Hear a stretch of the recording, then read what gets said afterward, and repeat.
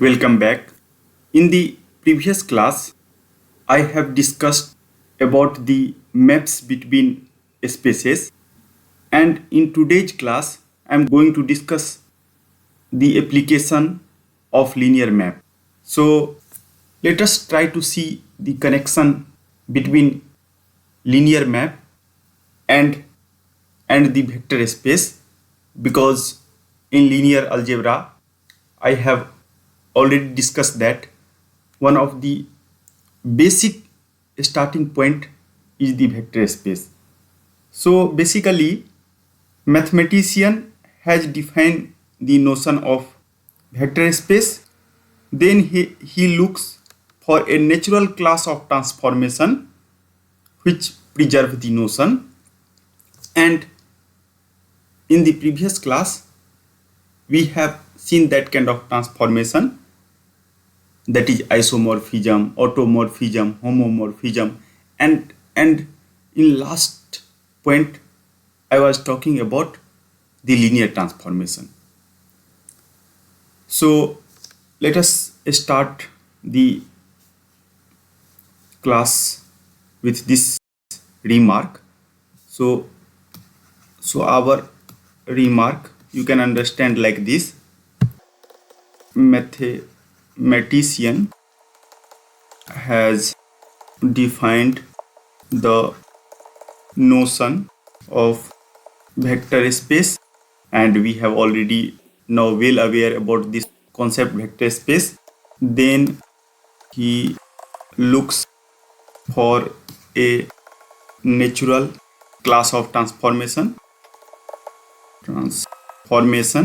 or you can also tell this as a some kind of map which preserve the notion of vector space.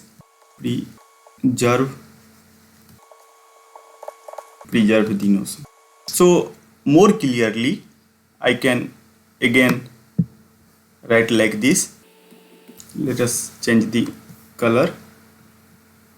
So for example, basically I am talking about this: if I have two vector space V and underlining field is F, and W and again underlining field is F, are vector spaces, and if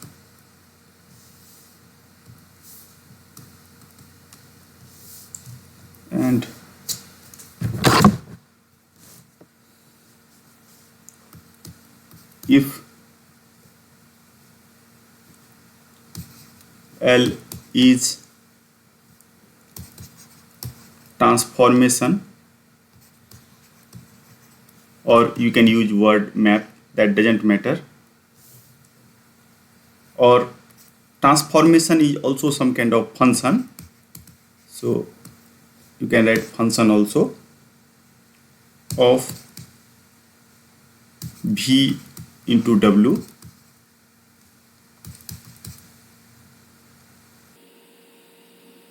then we ask the question, and our question is like this: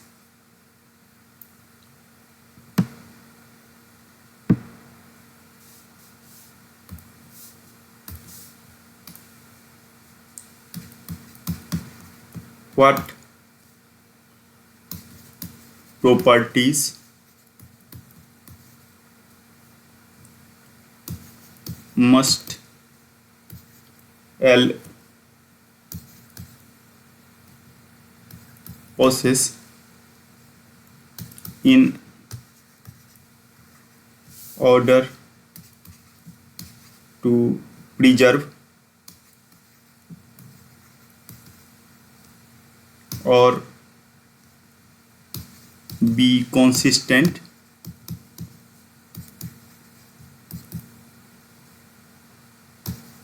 with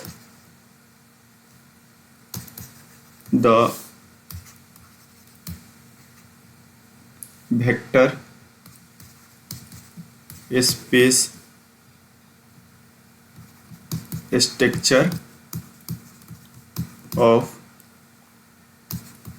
V and W, and where underlining field, whenever we are writing vector space, we are writing their underlining field. So this is our general question. So during mapping or during the transformation also I want to preserve the same structure like the vector space. That is the main motivation. So obviously always these kind of structures are not preserved, but for some particular class of the space I can give a surety or guarantee that this the notion of vector space is going to preserve, and for that we have to make sure that two property is going to satisfy. So that I am going to write right now. So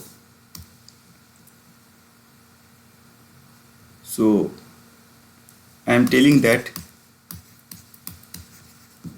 first of all, L should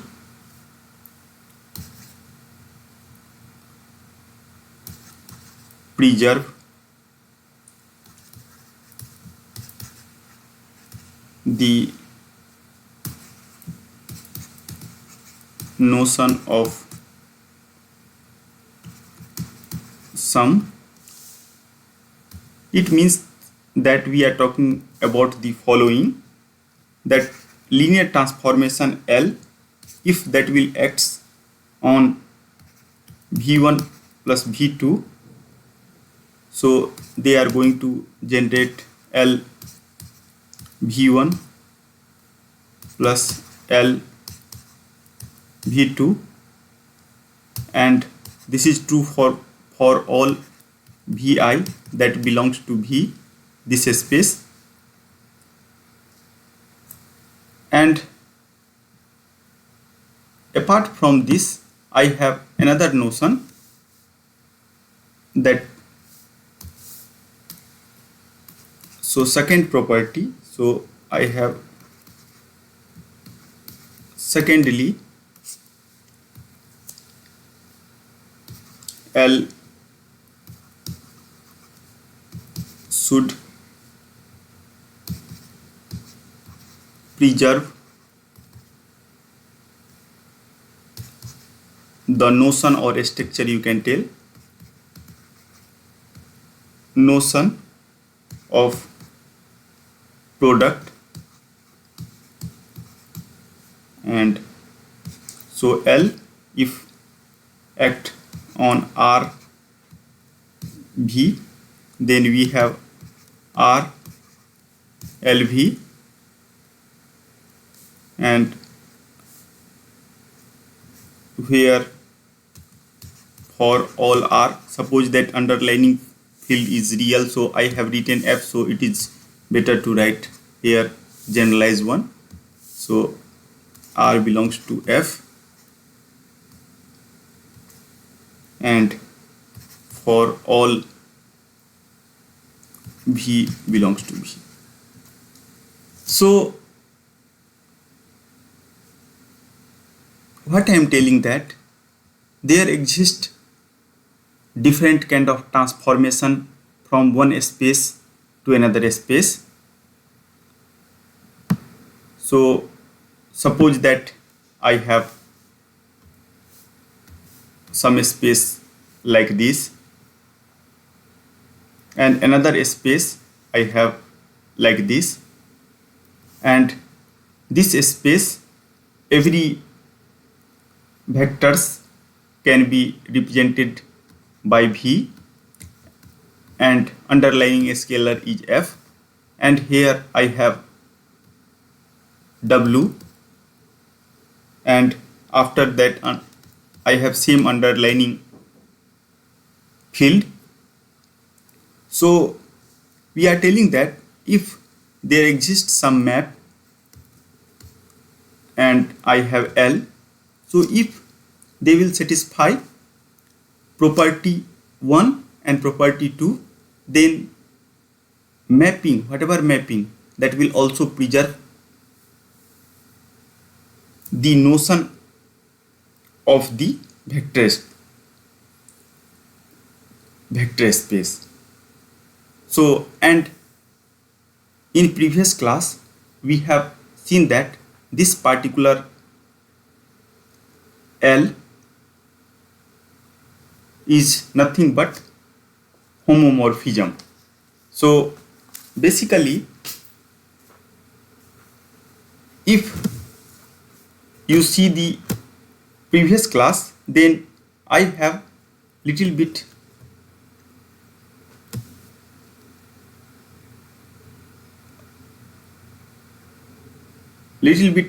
give different definition of the homomorphism and the linear transformation. So actually, if you recall the last class discussion, so at that time we have made following definition. So definition from the last class, and what we have defined that a linear map from a space into itself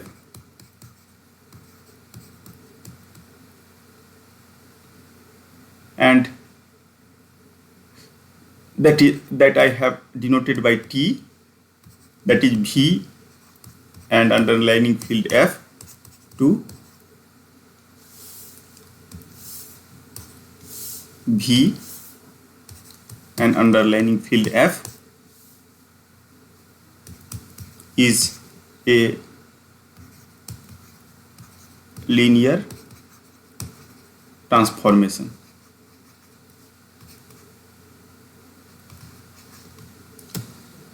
And one important point here is that sometime whenever we are denoting the vector space, sometime we are writing F means underlining field or not writing underlining field, that doesn't matter.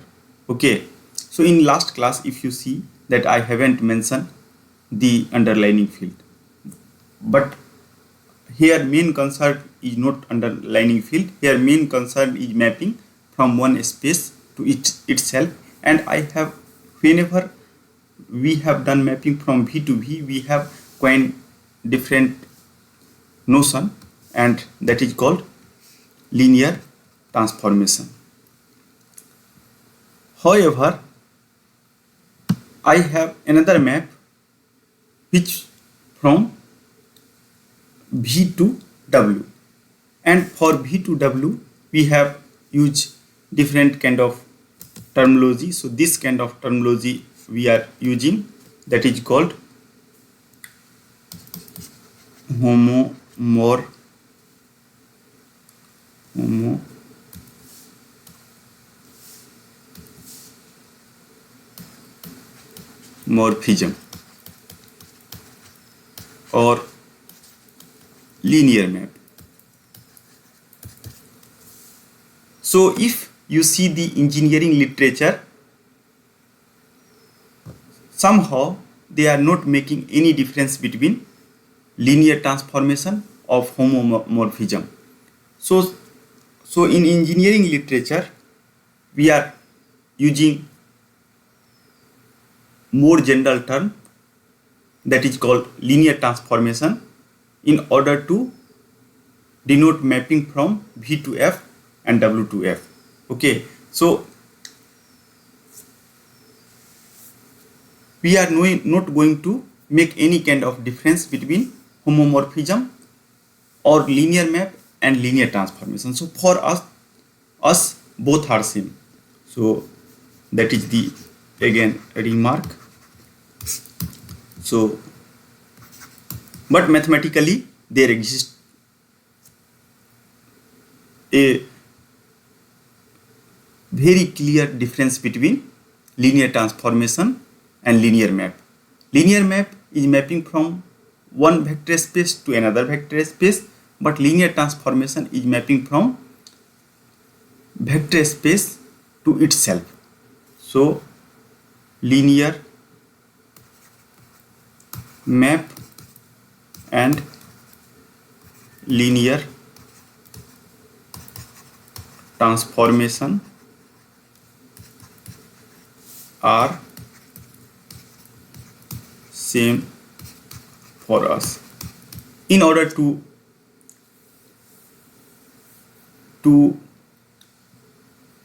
make engineering things parallel with this lecture, I have made this kind of assumption, but obviously there exists some kind of difference. So let us try to see some kind of example of the linear map. So let us start with very simple example. So my first example,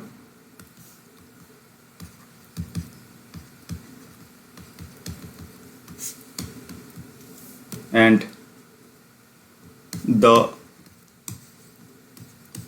map on R2 that projects all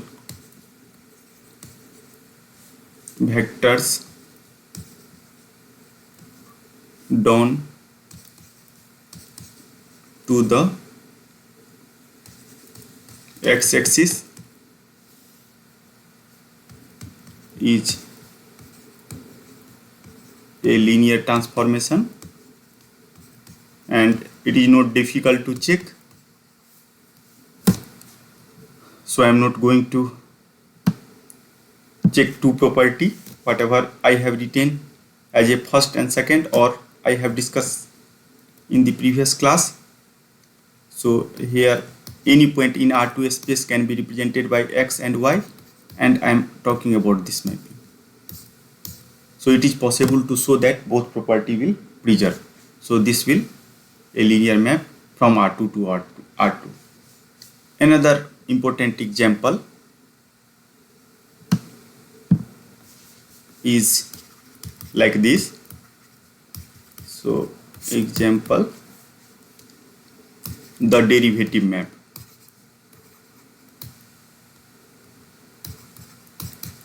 Derivative map, and I am going to discuss more about this map in the next part of today's lecture.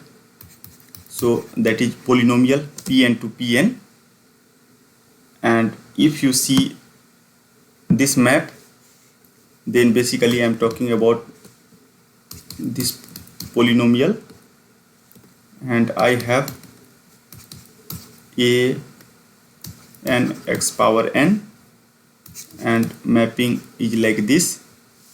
So whenever we are showing mapping, means we are putting this symbol.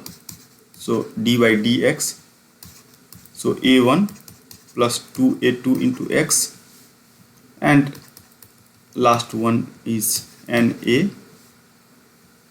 n x power n minus 1 is again a linear transformation,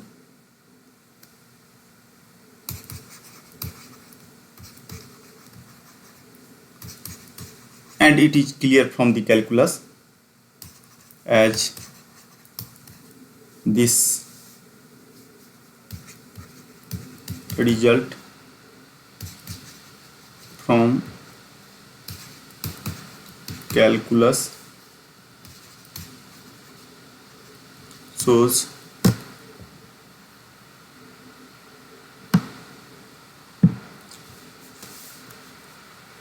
D C1F plus C2G by dx equal to C1 df by dx plus C2 dg by dx. And similarly I can also define the integral map, that is, and in classical calculus we know that derivative is the inverse of the integral. And similarly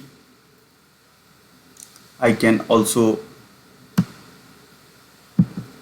write one more map. So example, the matrix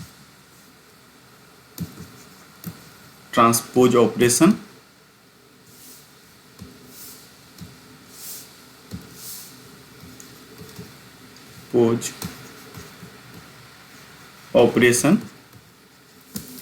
So whenever I have matrix, so I am going to take generalized matrix, generalized 2 cross 2 matrix, and after that this is my map. So AB and CD after the transpose. So again this is a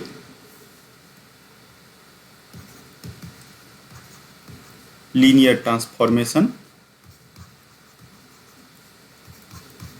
So whatever example I have selected, that is remains consistent with mathematics, because that is mapping from same space to same space. So I have selected one example from the space of functions. So first example from the space where vectors in form of column, second example where vectors in form of function, and in third example I have selected that where vectors can be represented in terms of matrix. And what we have observed, that everywhere this property of linear transformation exists. So now let us come to one of the most important result, and based on that result I am going to discuss two different classes of system, that is called linear system and nonlinear system. So that is the most important outcome of today's lecture, that once we will understand the maps between the space, using that map now we can create two classes of system, two general classes. One class of system is called linear system, another class of system is called the nonlinear system. So before defining linear system and nonlinear system, first I am again going to state one of the most important mathematical result. So I am going to write in form of the lemma. So lemma suggests like this. So first you can write lemma, and after that I will tell you the intuition. So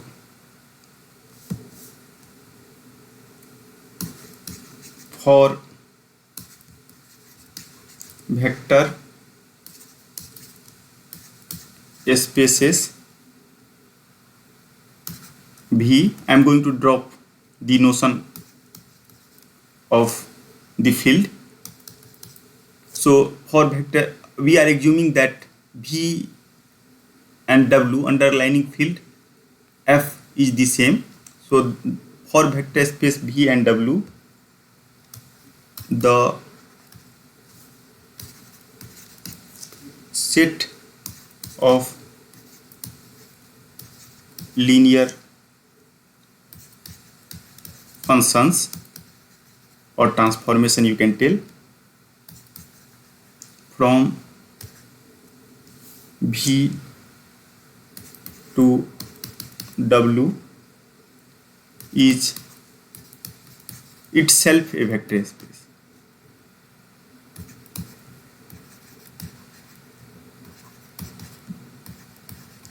So now what we are telling, that suppose that I have two vector space V and W, then there exists a set of linear transformation, means there exists more than one linear transformation, and if you see all linear transformation, then that form a vector space. Vector space,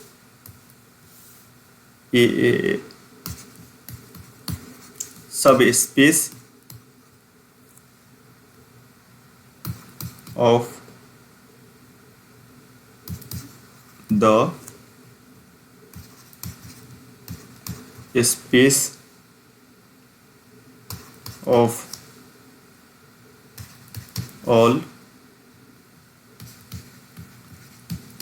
functions from V to W, and particularly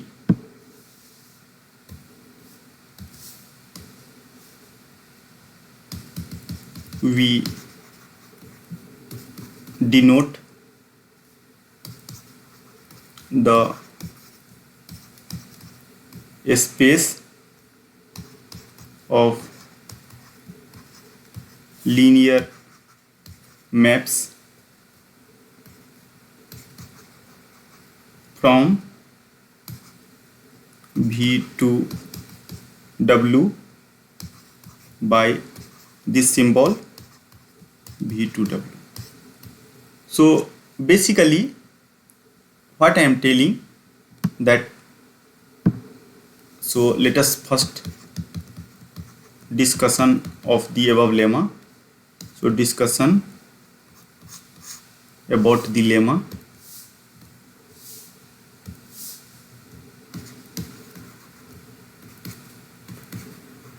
The lemma, because intuition is more important in this course. So basically what I am telling, that suppose you have two space, so here I have one space and here I have another space, and this space is V and this space is W. So there exists n number of function from this space to this space. So I have f1, f2 and fn. So I have n number of different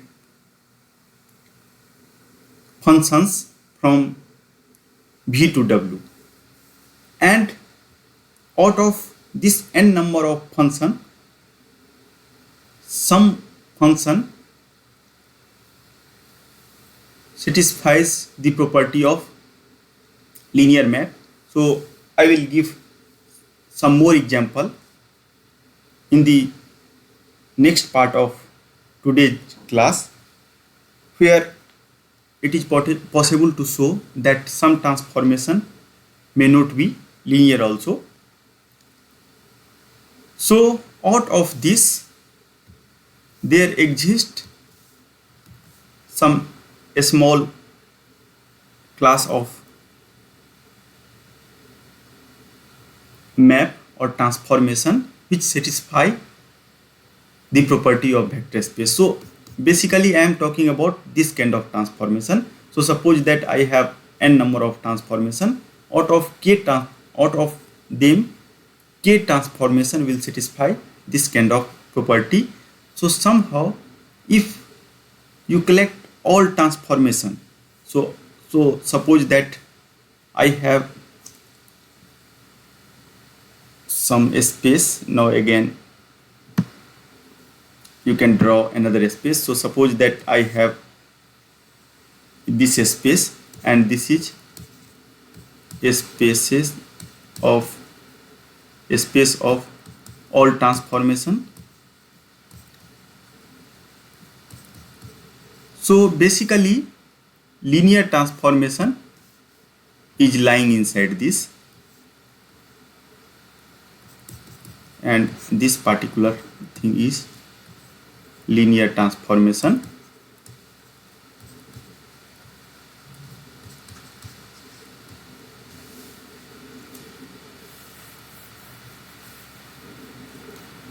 So this particular quantity is the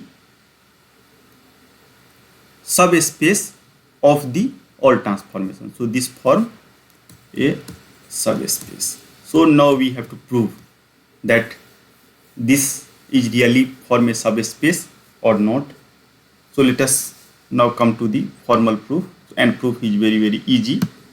In order to prove something is subspace or not, we have to just verify two notions.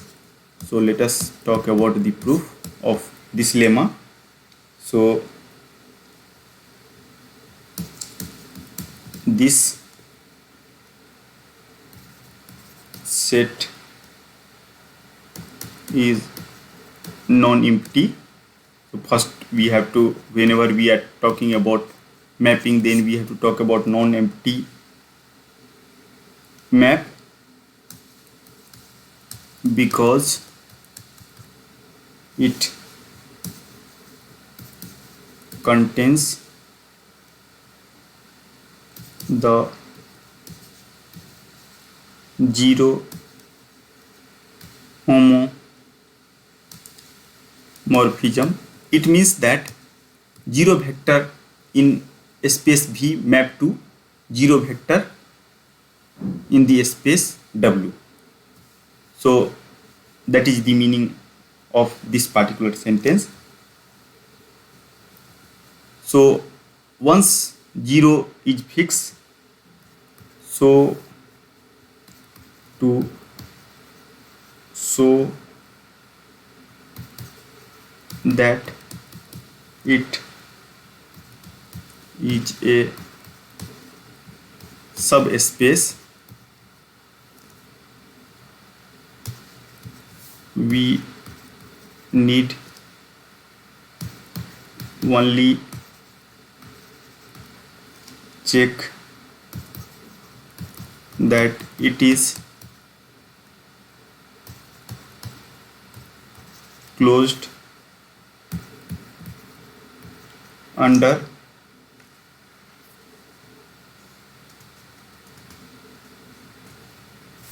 the operation. So in order to check something is subspace, I have to check two operations, and during subspace section we have already done this kind of job. So now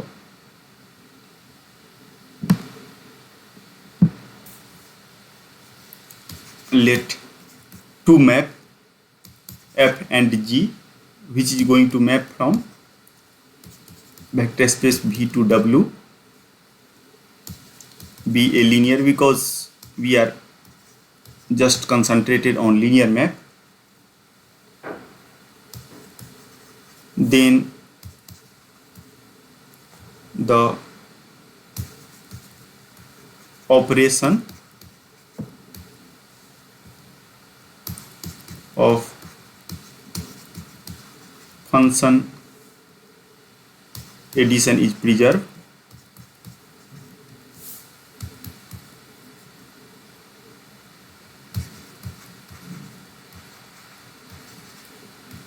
And we can also write same kind of things like this. F plus G operated on C1 V1 plus C2 V2, where C1 C2 are the scalar and V1 V2 are the vectors from the space V. So I can write F C1 V1 plus C2 V2 plus G C1 V1 plus C2 V2, and after that further I can write like this: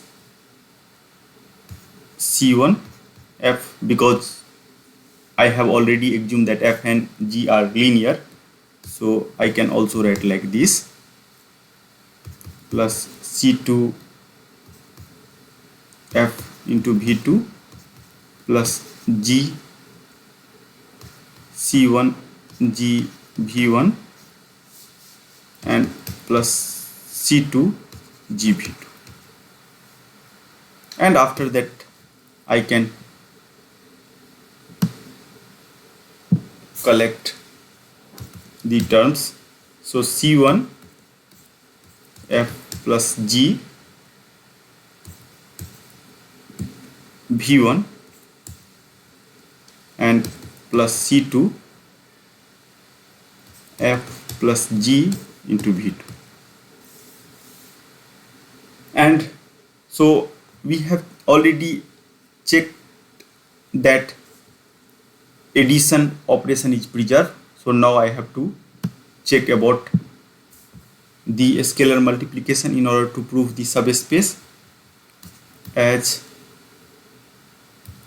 is the operation of a scalar multiplication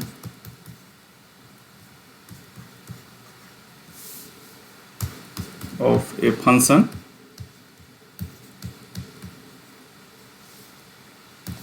and that is R. R is a scalar from field C1 V1 C2 V2 equal to R into C1 F V1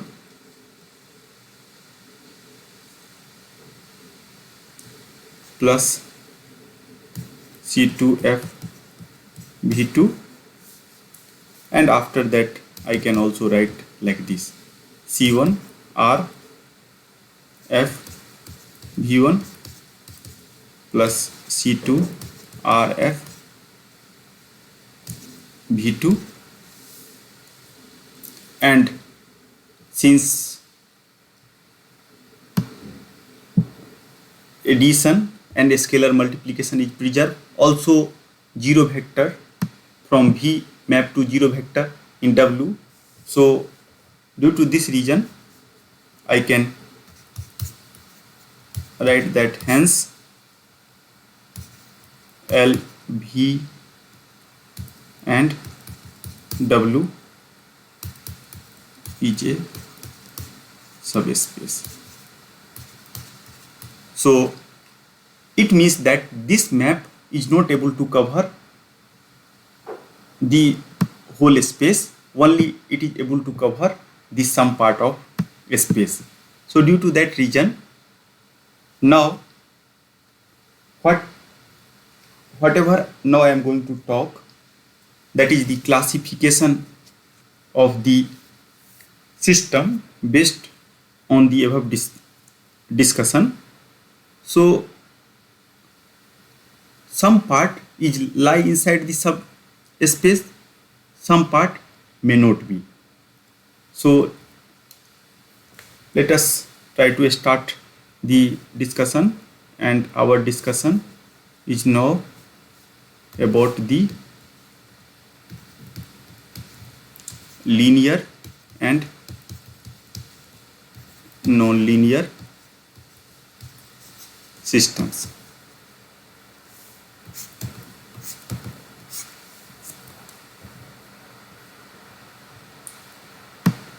So now first you can interpret system in terms of map. So basically what we are telling that whenever I have certain kind of system, then it will take some input, and after that it is going to produce some output. So, and here you can see that input variable lie in some kind of a space. Suppose that this space is vector space. So I have in this side I have spaces of the input, and using notion of the vector space I can capture now the input space. So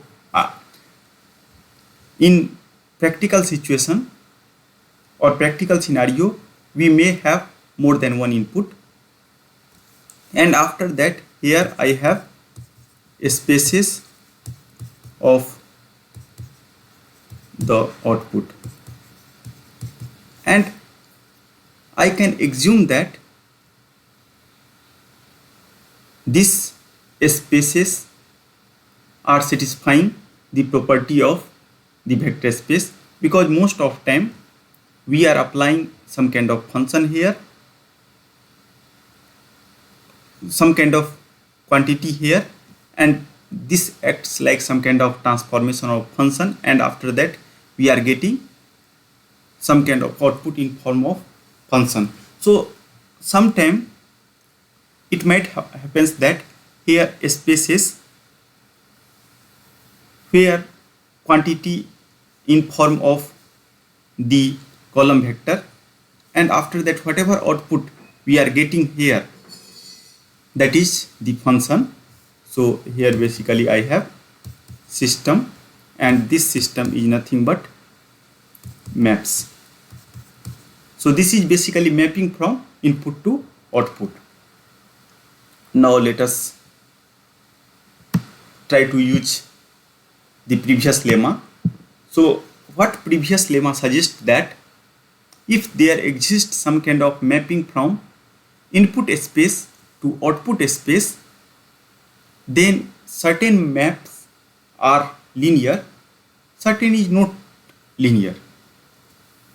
And if you see the classification of system, so I have defined different classes. So one class is called autonomous system. So I have system like this fx, and here I assume that x belongs to Rn and x0 is the initial condition. So now let us try to interpret this, and after that this function f map from Rn to Rn.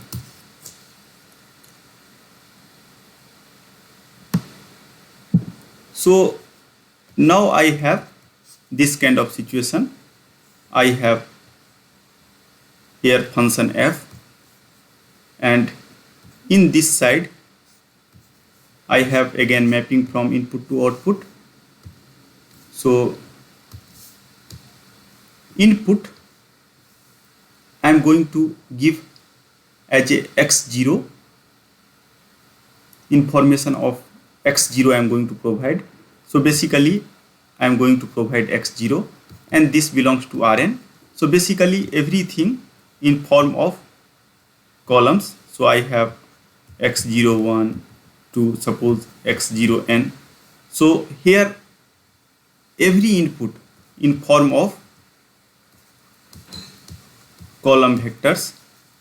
So space here contain the form of column vectors, and after that whatever output I am getting, that again belongs to Rn. So I can again assume that this is going to form some kind of column vector where each quantity is some kind of function.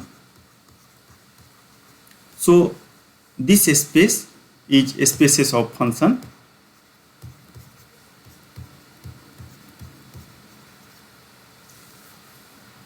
and somehow this is mapping from this space to this space.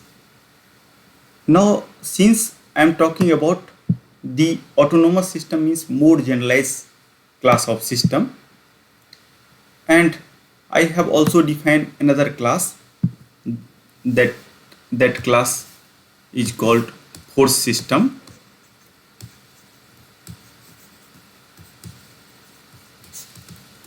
So basically that is represented like this: f x u, and my assumption is like this: x belongs to Rn, u belongs to Rm, and suppose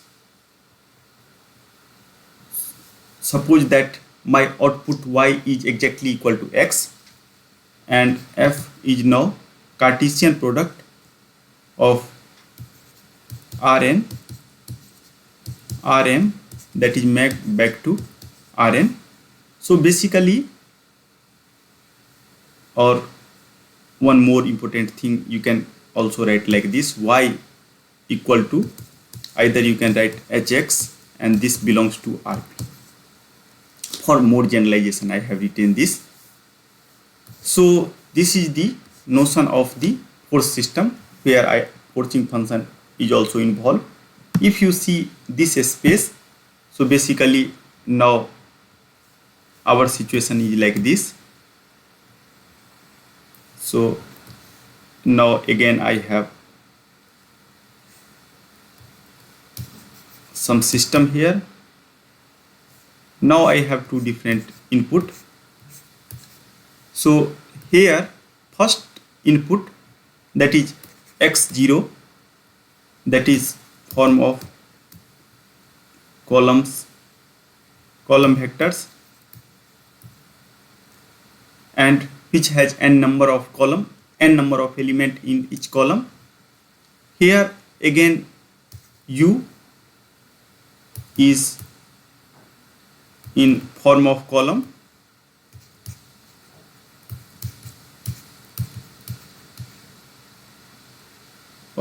vectors, but number of element is m. Here number of element is n, and this is going to produce something, I am telling y, that belongs to Rp, that is in some kind of function space. So here again I have system that acts like some kind of map. So this is map.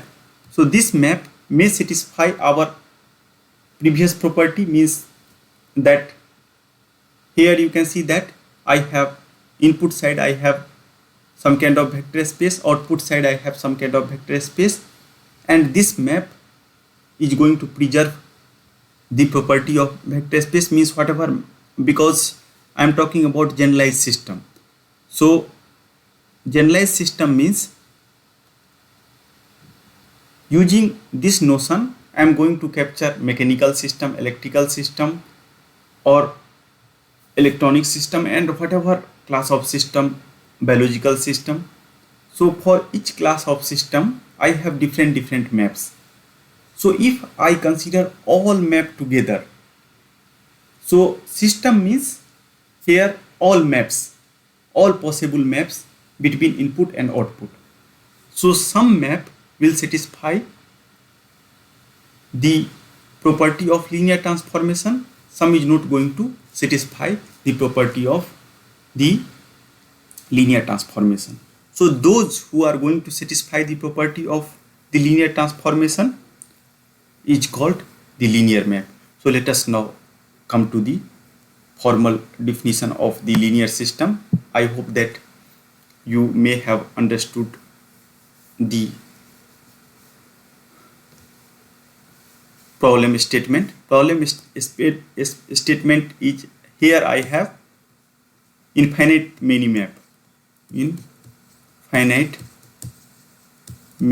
maps. So somehow I have spaces of map. So you can also write this as a spaces of maps. So all maps are going to fall inside some space, and out of this space now I am going to talk. So let us define the well-known terminology that is called when system is linear. So linear system, and again in order to satisfy the property of linear system, so let us come to the formal definition. So I am talking about the property of linear system. Again, since we are going to talk about some kind of maps, and that map satisfy the property of the linear map. So again, definition of linear system should satisfy two different properties, same like the addition or some kind of multiplication. So let us start the definition. So definition is like this: a system is called a linear system if for every t0 and any two state input output pairs. Actually, whatever system I am going to consider in this course, that is governed by differential equation. Due to that reason, time is also comes into picture. So what we are telling, that suppose that if I have xi t0 and ui t, so here you can see that I need the information of the initial condition, and same information I am going to provide throughout, but value of control is going to change. So due to that reason, I have written that is just function of time.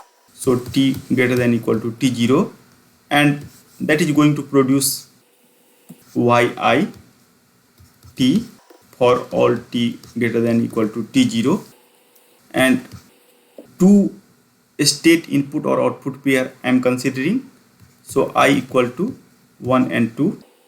So we have, so, and after that I am going to state the property. So first is called additivity, and meaning of additivity is like this: xi x1, you can tell x1 t0 plus x2 t0. So if you add the initial condition and if you add the control input for all t greater than equal to t0, then basically this possible value is going to reflect on the output side. So somehow if you see this particular part of definition, that is satisfy the property of addition. So just people have put some fancy name, and second is called homogeneity. So alpha x1, so if you scale the initial condition by some scalar alpha and u1t for t greater than equal to t0, then your output is also going to scale by the same amount t greater than equal to t0 for all alpha belongs to the real number, means from the field you can tell. And in practical system several times I have told you that input output belongs to some kind of real number. So due to that reason I have considered the underlying field as a real number. And if you combine these two properties together, so you can see that first property is same like the additive property of the map. So in order to define linear map, we have to make sure that two properties satisfy. So first property, whatever I have defined, that is that I have given a name as additivity. Second property, that is related to multiplication, I have given name as a homogeneity. So if you scale your initial condition as well as your control input by alpha, then your output is also going to scale by same amount. And third one is the combination. So either you can check these two property or just check the third one. So that is called superposition property, or sometime you may have learned during your circuit theory course, that is superposition theorem. So for any real constants alpha 1 and alpha 2, we have following relation.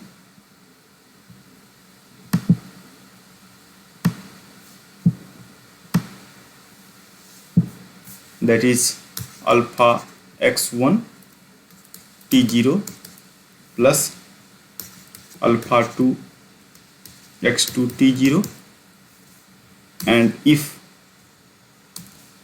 you again scale your input by same amount, alpha 2 ut t greater than equal to t0, then we are going to get alpha 1 y1t plus alpha 2 y2t.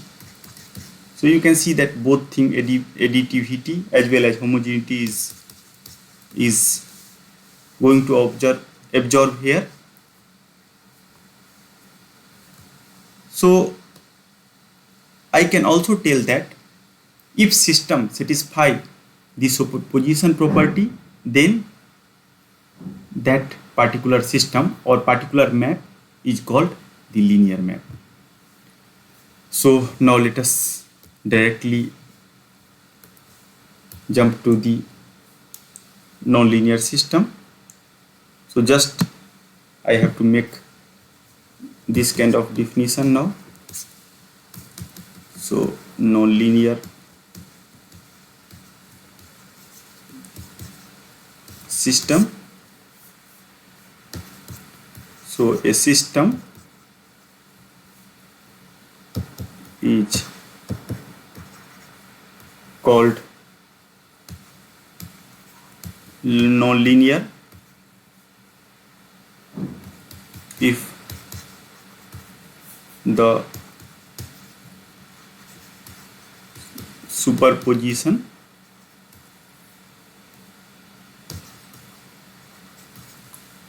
property doesn't hold. So basically I have divided whole map. So I have, if I have input and output, then there exist and different number of maps. So out of that maps, some map satisfy or remain consistent with the notion of vector space, that is called the linear system or linear map, or some is not going to remain consistent with respect to notion of vector space, that is called the nonlinear system. Now let us try to see some consequences due to this definition. So, and this kind of things are very much important in almost all area of engineering, that is called the zero input and zero state response.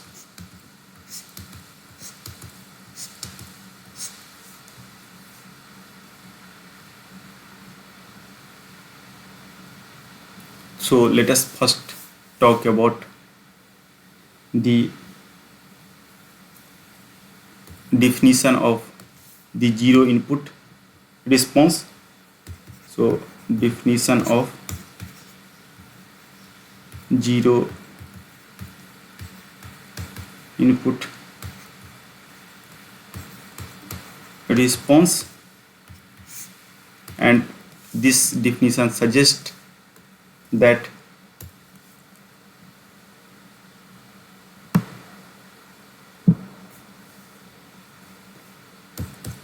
if the input ut is identically 0 for t greater than equal to t0,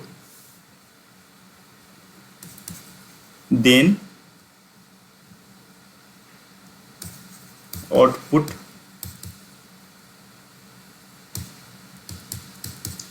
will be excited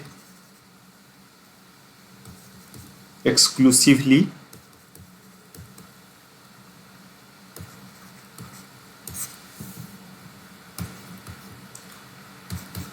by the initial state xt0. This output I am going to denote by this, that is zero input response is called the zero input response. So mathematically we are basically talking about this, that xt0 I have ut. So suppose if I have force system, in force system if I substitute ut equal to 0, t greater than equal to t0, then whatever response I am getting, that is called zero input response. So this is the zero input response for all t greater than equal to t0. So now let us come to the second one. So this is the again that is called zero state response. So basically I have two input function, one as a initial condition, another as a external force. So in first case I am keeping external force equal to 0. So in second case I am going to put initial condition equal to 0 and then try to observe the response of this system, and that is called zero state response. So if the initial state x t0 is 0, then the output will be excited exclusively by the ut, and this output y zs. So zero state response is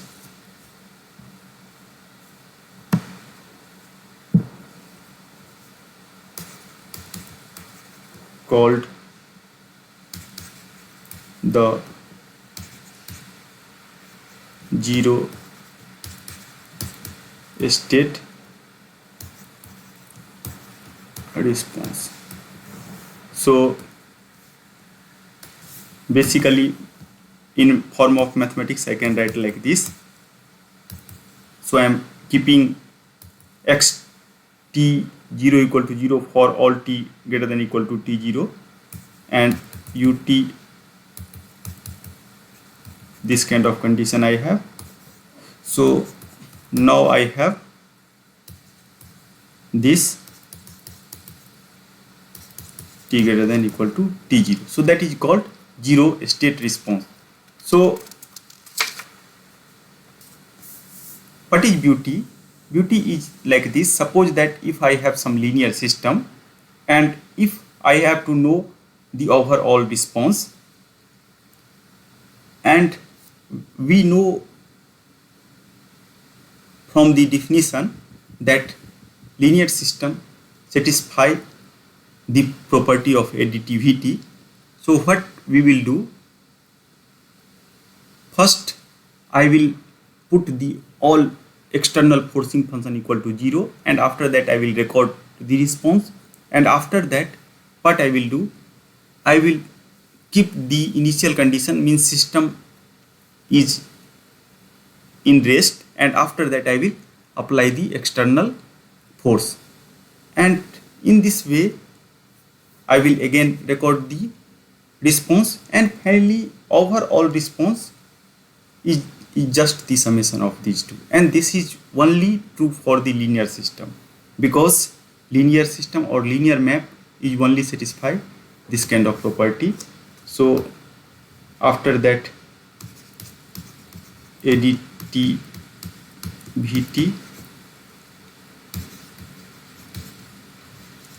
property implies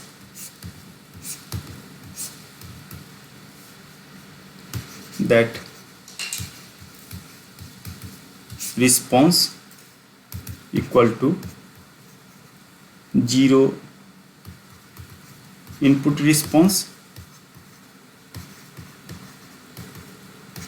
plus zero state response, and that is outcome from the definition. So basically same kind of things I can write like this also. So yt, that is equal to x t0, and ut for t greater than equal to t0, that is equal to z high, and meaning of this is response due to the initial condition t greater than equal to t0 plus y zs.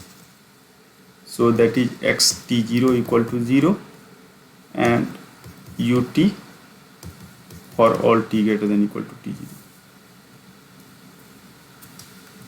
So after defining this particular quantity, I am going to give certain example which shows that some map is not satisfy this kind of property. So first example I am going to select, that is, so now I am going to discuss some examples of maps which is not linear. So basically I am talking about maps so which are not linear. So let us discuss some well-known example. So first example I am going to take, that is like this. So let us start with the example.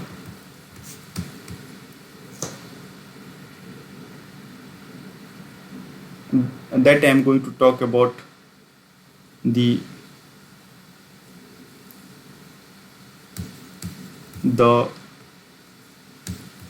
length. So I am going to define some kind of transformation. So it is better that I will because L is for linear transformation, so I am not going to use that.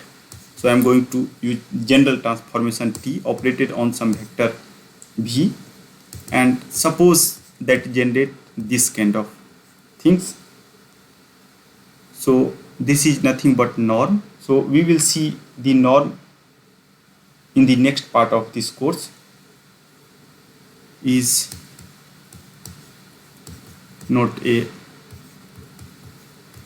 linear map,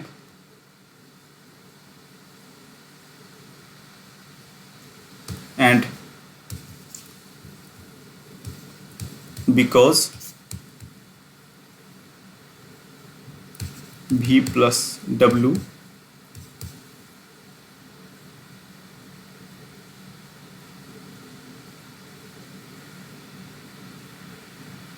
equal to V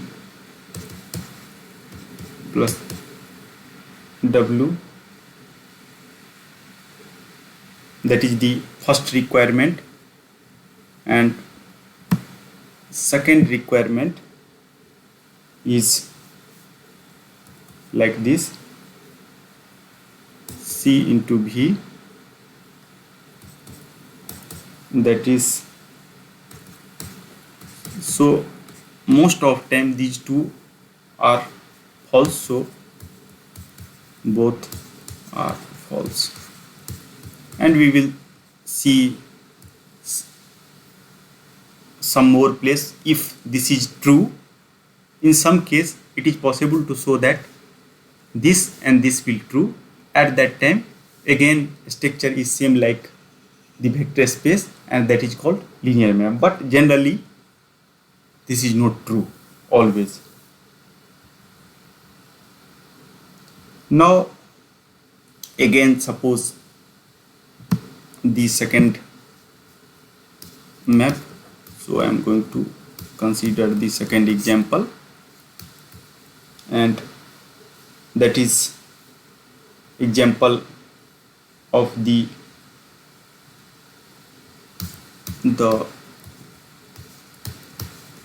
linear plus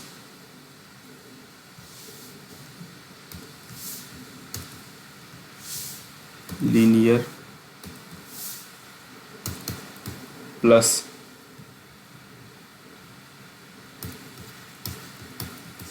shift transformation.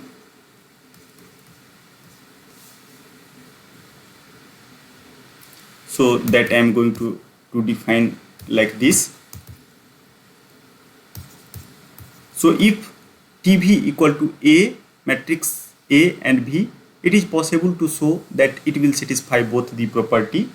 But if you just apply some kind of shift of U0, then it is not a linear, and it is very easy to show why this is not a linear. So this particular map is not a linear because that will not satisfy the property.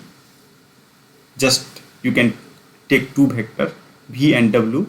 So tv plus w is no longer tv plus tw, av plus aw plus u0, because u0 term is going to come two times. Due to that reason we are telling that this is not a linear. So now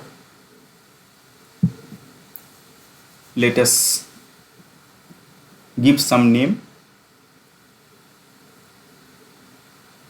So this particular map is called, since this is not a linear, so we have coined some different name that is called affine. So this is just looks like linear, but actually that is not a linear, but this map is called affine map. So suppose that if I have some straight line and which passing through the origin, then that define the some kind of linear map. But if that is shifted from the origin, then that is called affine map. So basically you can draw like this. Suppose this is x and this is fx, and if I have some function, so only if this, so this will satisfy the property of linear map. But suppose that I have second one and this is parallel to this, so this is affine, not linear. So these kind of terminology are used at the several places, so it is better to know these kind of terminology.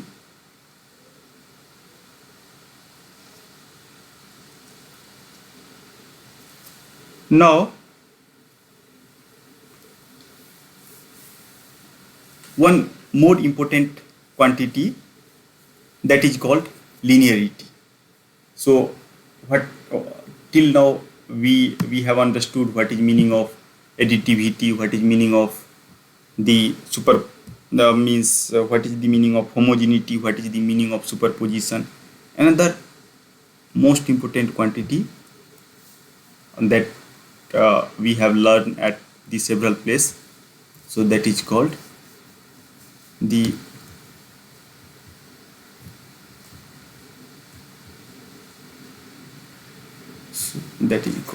linearity.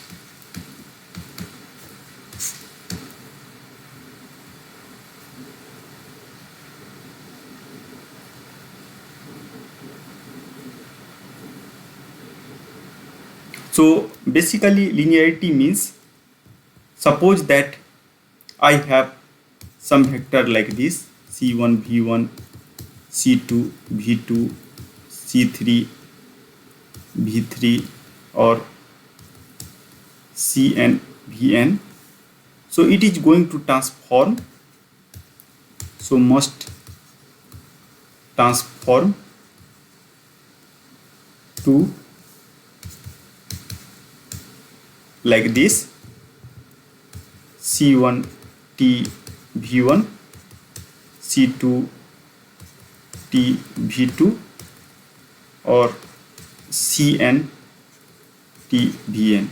So somehow we are not going to make any difference between superposition and the linearity. So but commonly people are using this word linear. Due to that reason I have explicitly defined these kind of quantity also. Now let us try to see some applications of this particular map. So some kind of engineering example now I am going to discuss. So examples. So for electrical engineer, RLC means R for resistor, C for capacitor, and L for the inductor. So now let us check that. Suppose that if inside some box I have certain kind of resistor, and if I apply certain kind of voltage and I expect certain kind of current. So from the Ohm's law, I know that everyone, all of you, either you are from mining engineering, metallurgy, anything, you are already well aware about at least this law, that is called Ohm's law. So V equal to IR. So here you can see that this R, so you can put here different resistor. So for each resistor I have some mapping from V to I, and all R, whatever R I am going to select here, that will satisfy the property of the linear map or linearity, you can tell, or superposition. So basically this element is called linear element. And similar kind of situation I have with the capacitor also. Again, what I am going to do, I am going to put one capacitor C, and here I am going to apply some kind of voltage, and here I am going to again observe the current. So, and you all aware that dq by dt, that is called I, that is C dv by dt. And we have already proved that this dv by dt operator is again a linear operator, means satisfy the property of linearity. So again the map from V to I is linear, and so you can see that this will true for any kind of capacitance. So somehow capacitance provides some mapping from V to I, and you can also tell this as some kind of differential mapping. So again this element means, here I am talking about resistors, here I am going to talk about the capacitors, all are again linear.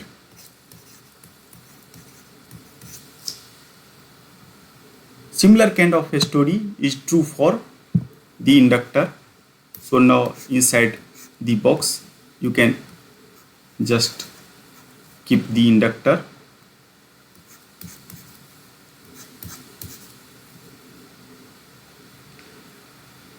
So V equal to L di by dt.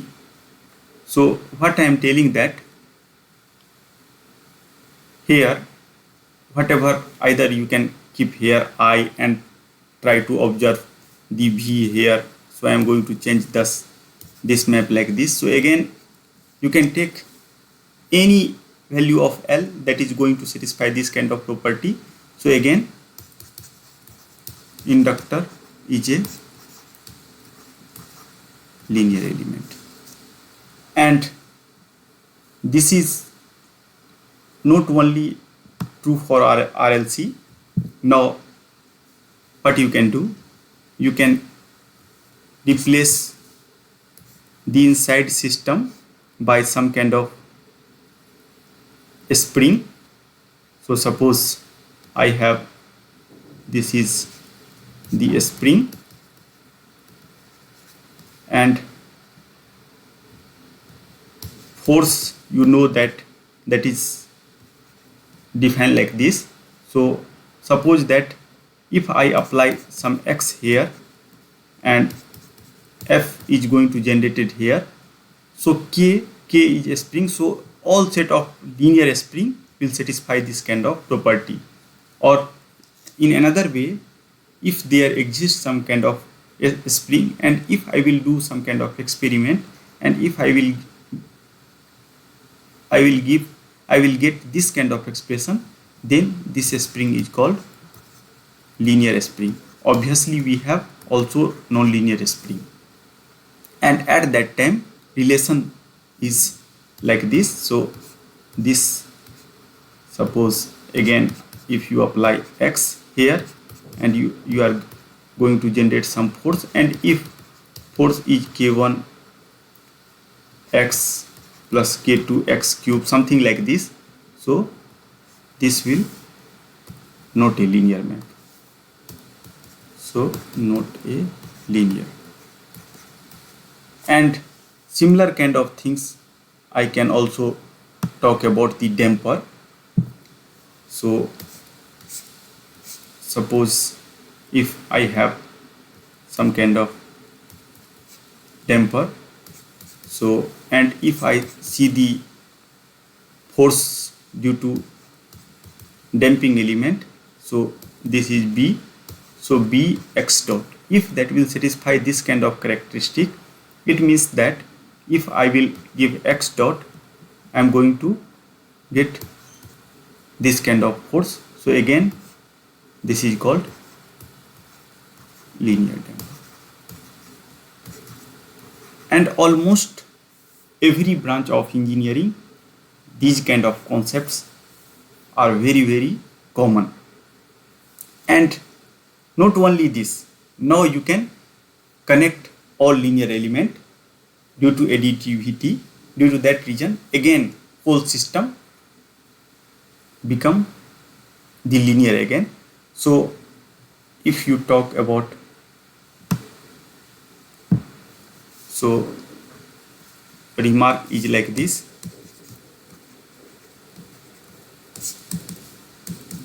interconnections of the linear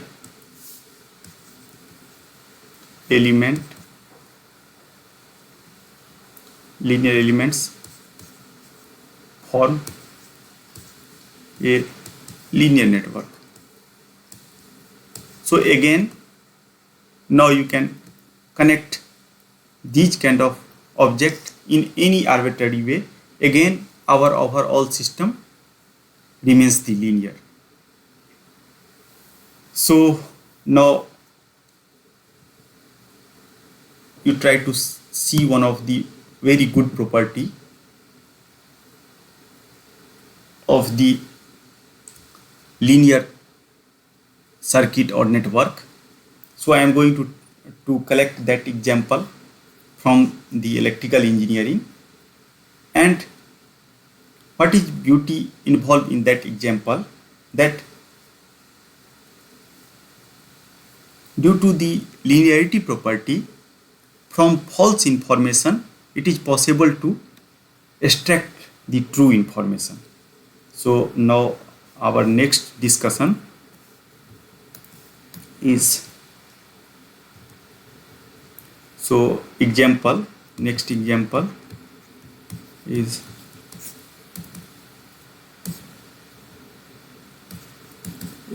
extracting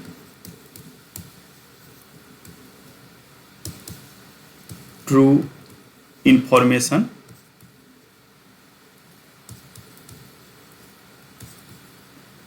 from the false assumption. And this is possible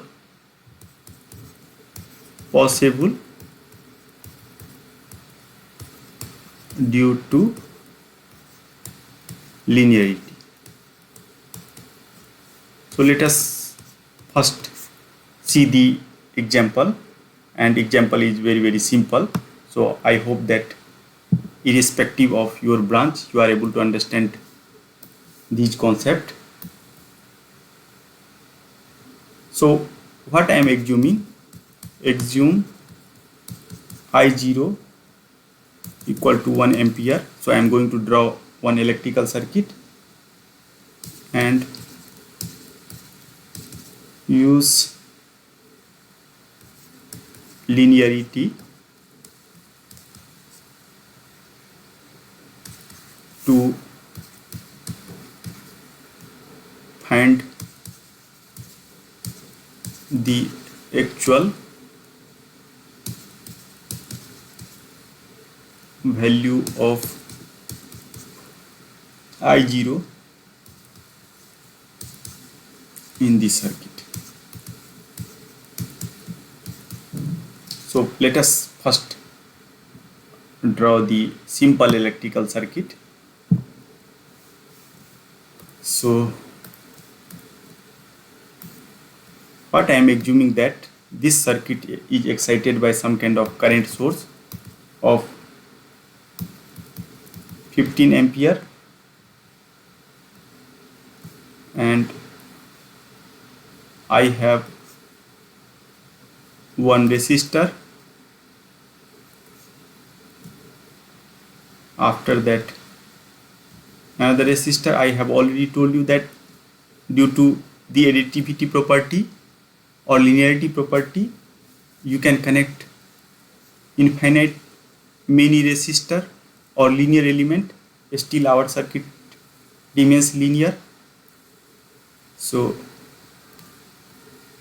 again this, and after that I have this, and so like this. During 10+2 also you have seen these kind of circuit, and suppose you can put any arbitrary value. So I am going to put here 6 ohm, this as a 7 ohm, this as a 2 ohm, this as a 4 ohm, this as a 3 ohm, and this as a 5 ohm. And now suppose here that voltage is V1, here voltage is V2, and I0, this actual current I have to calculate, and I am assuming that I0 equal to 1 ampere. So this is the false information. So from false information I want to get the true information, and after some time you are able to understand that why linearity or linear map is so much important. So I1 and I2, I3 and I4. So I have assumed some arbitrary current. So here you can see that if I assume I0 equal to 1 ampere, so let us now solve this particular example with, and after that you can use the concept of the linearity.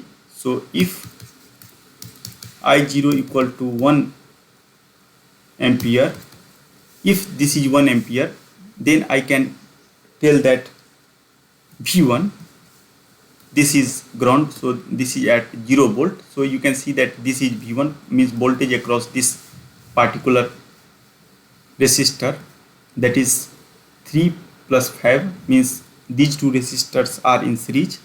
So 8 and multiply with this current, so that is 8 volt.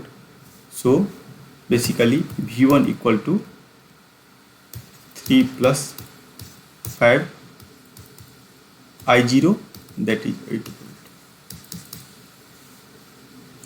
And once I understood about the V1, I can also calculate the I1. So I1 is nothing but V1 by 4, so that is 2 ampere.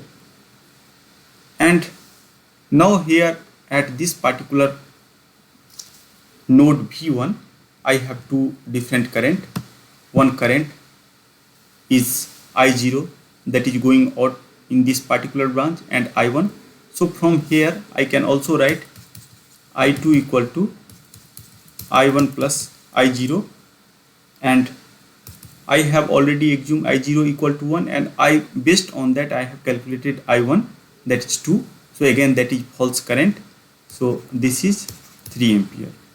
So if I assume I0 equal to 1 ampere, then I will get I2 equal to 3 ampere. And based on this information, I can again write another thing. You can see here that this V2 is nothing but, I can also write V2 is V1 plus 2 I2, and due to this reason I have 14 volt V2. So I get the information of V2. So now I can again calculate I3. So I3 is V2 by 7, that is the 2 ampere. So once I understood the value of I3, then I can calculate I4. So I4 is I3 plus I2, that is equal to 5 ampere. And therefore what happens, that therefore IS equal to 5 ampere. So this shows that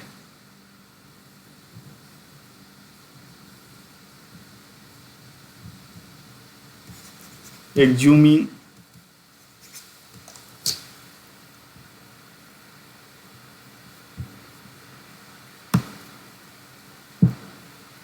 I0 equal to 1 ampere gives IS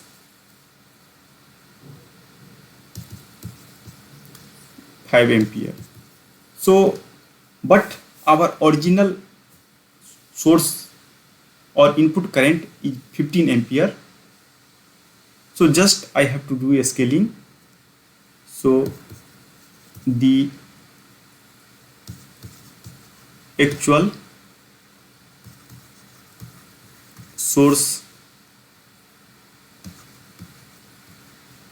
current of 50 ampere will give I0 equal to 3 ampere as the actual value. So basically here I have just taken one example from the electrical network, but this kind of concepts can be generalized for any kind of network, provided network is linear. So suppose that you can just consider the network of Facebook and assume that that network is linear. Now you have to extract the actual information. So again you can assume any arbitrary value, and from that information it is possible to guess the correct information. So these kind of concepts are very much useful in finance sector or some kind of networking or lot of places. These concepts are very much useful. Due to that reason, this part of the course is very important to understand, and you can see that everything is very simple, not too much complicated. Just we are going to talk about the mapping of the spaces. So in the next class